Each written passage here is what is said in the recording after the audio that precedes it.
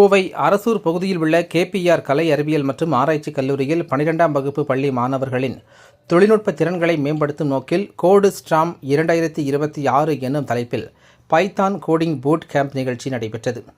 கோவை அரசூர் பகுதியில் உள்ள கேபிஆர் கலை அறிவியல் மற்றும் ஆராய்ச்சி கல்லூரியில் 12ஆம் வகுப்பு பள்ளி மாணவர்களின் தொழில்நுட்ப திறன்களை மேம்படுத்தும் நோக்கில் கோடு ஸ்டாம் 2026 என்ற தலைப்பில் பைத்தான் கோடிங் பூட் கேம்ப் நிகழ்ச்சி நடைபெற்றது.